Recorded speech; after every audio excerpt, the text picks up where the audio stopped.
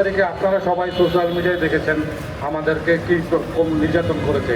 আশা করি কেউই না দেখেন নাই এরকম কেউ নেই। আমরা গত 26 তারিখে আমি ইসমাইল নামে ডালচন্দের এক লোক থেকে ব্যবসায়িক টাকা পেতাম 26 লক্ষ টাকা 25 লক্ষ টাকা। সেই টাকার বিনিময়ে আমার ওয়াইফের বাড়ি রেখে আমরা কোর্ট প্রাঙ্গণে চলে যাই মামলাটা দেওয়ার হাজিরা দেওয়ার জন্য। যাওয়ার সাথে সাথে আমরা ওইখানে দাঁড়াই কোর্টের প্রাঙ্গণে, ম্যাজিস্ট্রেট কোর্টের প্রাঙ্গণে দাঁড়ানোর করে সাকাত হোসেন খান সন্ত্রাস বাহিনী উনি নিজে বেরিয়ে বললো যে তুই আমি অনেকবার বলছি যে কোর্টে আসবি না, কোর্টে আসবি কেন? আমি বললাম ভাই আমার আজকে ডেট মামলার, তাহলে আমি আসবো না, আমি বাদীপক্ষ হয়ে মামলা আজ না আসতে তো আমার মামলাটা খারিজ করে দিবে, আমি তো টাকাটা পাবো না। উনি বললো 1 মিনিটের মধ্যে, কোনো কথা ধরতে চাই না, 1 মিনিটের মধ্যে কোর্ট প্রাঙ্গণ ছেড়ে যাবে, এই কোর্টটা আমার। এই নারায়ণগঞ্জের পুরো বাপমা, আমি নারায়ণগঞ্জের দায়িত্ব আমাকে দেওয়া হয়েছে, তুই তো একটা পুটি মাসে তুই কোর্টের মধ্যে থাকতে পারবি না। আমি কোর্ট প্রাঙ্গণ ছেড়ে 1 মিনিটের মধ্যে না গেলে আমার উপরে হামলা করবে, আমাকে হুমকি দিবে, হুমকি দিচ্ছে।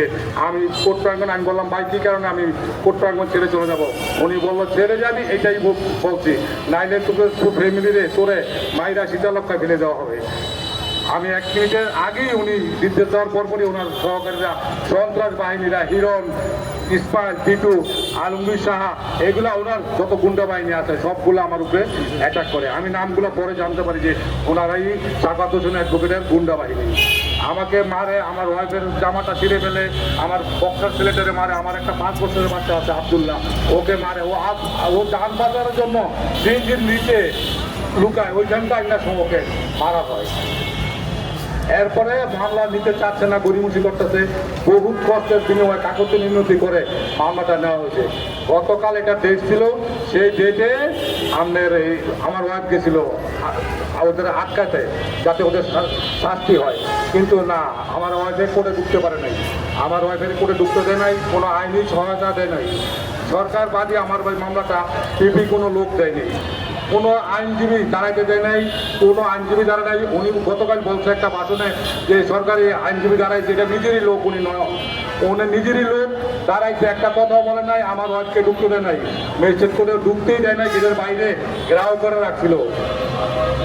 আমি আশা করি আমি এই বিচারটা, ন্যায় বিচার, সকল আসামিদের শাস্তি দাবি করতেছি। প্লাস গত 29 তারিখে বঙ্কর এক লোক বলছিল যে আমার ওয়াইফ নাকি ওর বোনের সম্পদ বেড়ে দিছে, কিন্তু না, আমার জেঠসি আমার ওয়াইফের সম্পদ বেড়ে দিছে।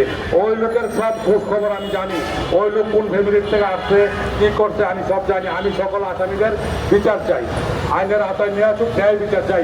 দেশবাসীর কাছে, তারেক জিয়ার কাছে, ডক্টর ইউনূস সাহেবের কাছে আমি ন্যায় বিচার চাই। আসসালামু আলাইকুম।